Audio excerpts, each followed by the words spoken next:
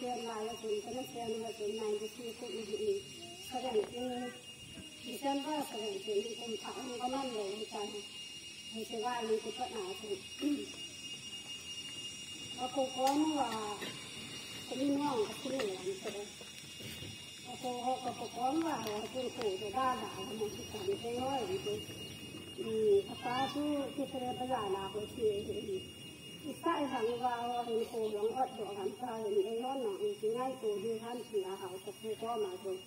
chia sẻ hình cả hậu xã rồi tôi là như vậy ớt độ ngày cô ra ta lo xì xì đâu khi bỏ lên cái tiền riêng mới trở tiền như là cái hoa không riêng mà hay là hình ta hình khác mà phải là tin riêng cả rồi ai để dám thế thì cái tài nó gọi dám một mình lúc này cái con nó dám thế rồi thì cái khó một mình mấy cũng mãi cả hay sự là hậu tập phu tôi lại tôi hơi khó một cái tài nó làm sạch thế rồi làm tốt mấy cũng rõ ngã cái gì và cái thế là cái thế thì cũng thấy là biết là như gì thì cái thế này lâu rồi thì là cái thế gọi đi cái con nó mù mồm tôi là trẻ chưa khai đầu tôi nào cái cây đó sạch thế rồi sợ cô và lấy cái mà rồi lấy cái lồng này rồi sợ người ta cái tặng thì làm nên một cái rồi hay là đâm cái rồi ta thì mình không có nào có hay được rồi ta thì này cái tặng thì rồi thì cô là ai hay được ai hay còn là cái ta rồi mình phải lấy thì là những cái can thì rồi hồ bên đồng phạm là cái can là cái ta này là điểm sợ là ta đang hoàn thành điểm sợ ta đang buồn ra cả ra thì là nói chuyện về cái này của họ lên ta cái đôi sợ tôi đi năng hoa nên cổ nó phá nó cái sai điều ta nó cũng chưa bị tạo nó cái này nó bị gì là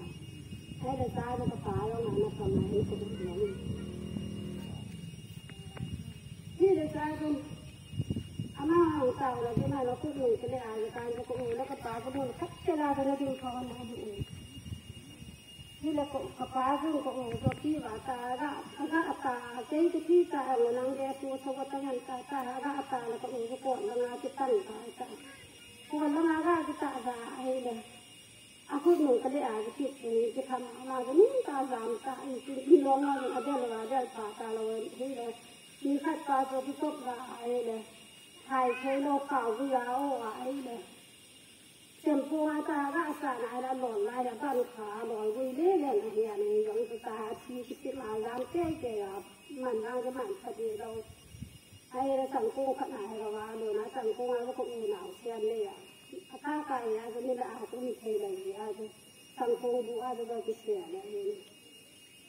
à chính ra cái là phải là phải là cái đây là cái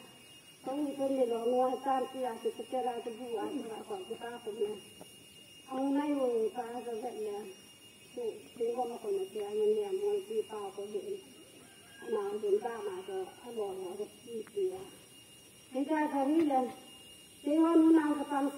xe tu tâm làm cái tao cái gì có sao mà mình còn làm cái phải là cái bạn làm cái ta mà cái nó còn chỗ mà đây là mình thì cái con nó là cổ nó đâu rồi được nhiều là cặp được riêng mình cái chuyện ai có cặp rồi nó cặp này tôi mang anh đi cho ra cái riêng này cái chuyện gì đồ cái đấy chuyện mình cái anh đi ở tại đây cho nên ấy giờ thằng này phòng mình thế là ta cho có quá là đủ phải mà hay sao thì buôn sao là hay đồ nó bị cái nào và tôi hay để đi cô ngay để để tiêu tan thì cặp riêng mình thế là trong khách là cái ấy đa hàng nào họ được chia tệ sau này chia đến ấy đa hàng như là cái đó rồi có pam là cái chia đến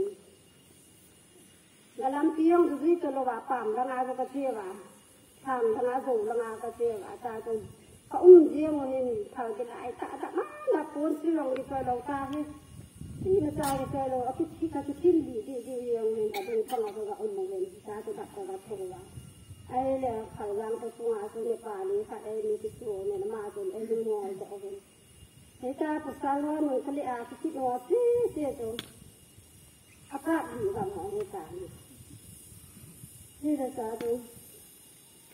mà rồi các bạn ông cũng rồi nào thì mình riêng ạ ที่เดินที่ว่าจะอีสังเกตเลยใจเดียวท่าใจก็ไม่ต่างจากที่ว่าอายุเราหูอยู่เนี่ยอายุเดียวที่ใจที่แล้วก็มีมาเรียนปลาเด็กทุกวันละทุกโคงเดียวกันทุกคนเสียงเรากระบุ้งตายตาละตัวหลงหลงไม่ได้หลงเนี่ยเราดีใช่ไหมตาจะไปว่าจะไปนะจ๊ะพอเฮยังคงจะพอเลยที่ได้ใช้จะพอสุงาปุยหลุดเลยว่าพอสุงาของดูกินแล้วอินหัวสิหันพระตาบอกตาเตียงเด้ดูเดียวว่าสู้ในเรื่องการตาเราเคยว่าจะตาจะ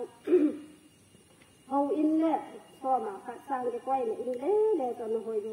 ที่ตาจะก็ว่าเลยว่าไม่เชื่อเสียจะหกอินสุงากันตาขัดขนาดนั้นลุกสาวว่า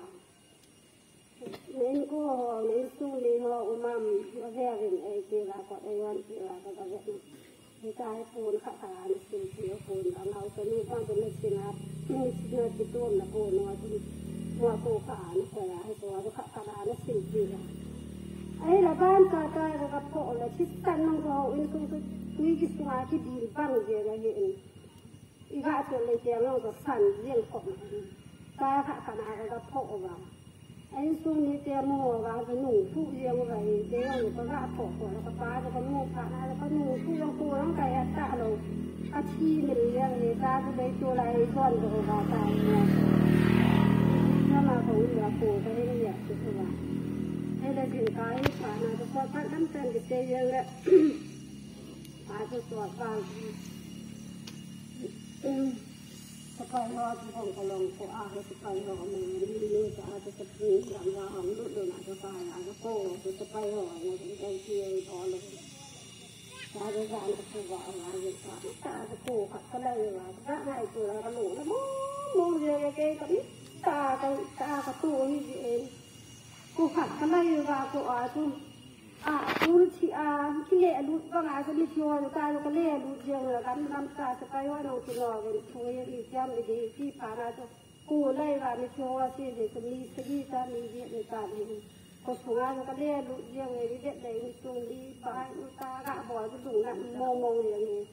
เจ้ากระทุ้ลงยีโรยสิริโคยเซ่เกลเลยก็ดูเห็นมองตาดูขนาดกระนาผู้หญิงขาวว่าแต่ไปวันนี้ดึงแดดดูเลยแม่โหนที่ว่าโหนจีแล้วคนสุราบอกตาได้เร็วสุภาพจีแล้วเดี๋ยว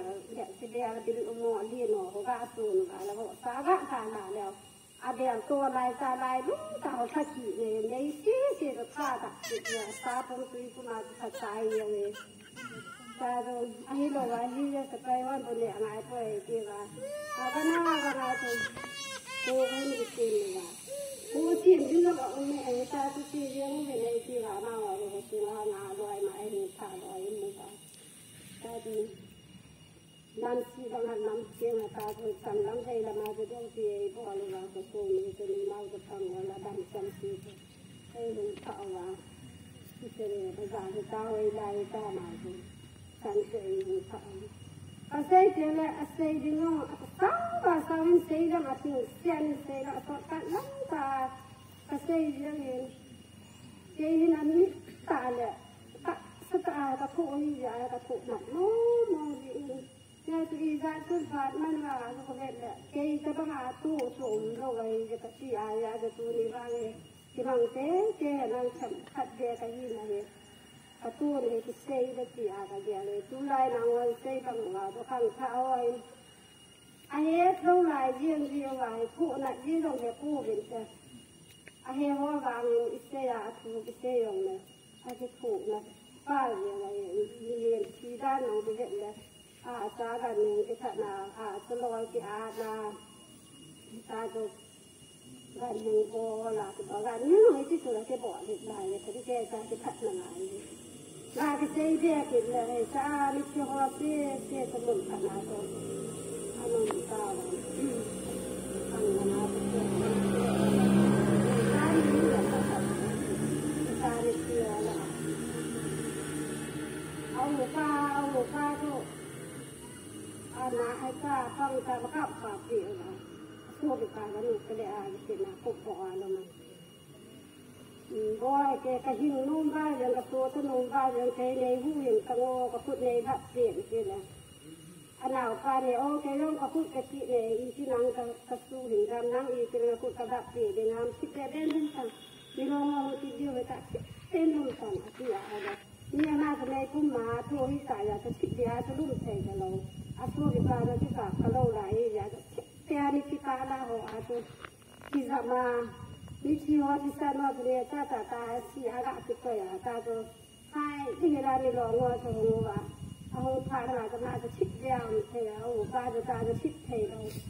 อาทิตย์เทเราเนี่ยทำอาทิตย์เกี่ยวกับปลาจะพูดปะ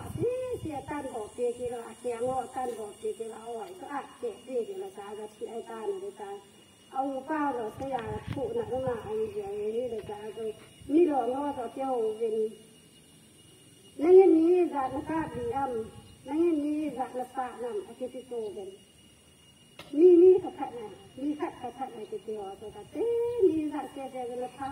อาจารย์เขาจะจัดสรรมาว่าตั้งอาทิตย์ที่โตนั่นแหละเนี่ยที่จะเอาตัวติดตาจะมีมากจะดำมีอะไรจะอาศัยเราเชื่อของตัวเหี้ยที่ละตาจะมาเนี่ยจะมีลองว่าจะอาศัยเราพาเราตาเอาตัวติดตาจะอ่อนตาจะมีคนอร่อยเลยสัตว์เราจะโตที่ตาทับที่ตาจะมาจนจะทรงมีหัวทรงเสียที่ละตาจะมีหัวเสียก็ใช่แบบกันน้ำตาก็ใช่สันติสันติก็ใช่ยองก็ใช่ใช่เนี่ยก็ที่อะไรที่ก็ใช่ที่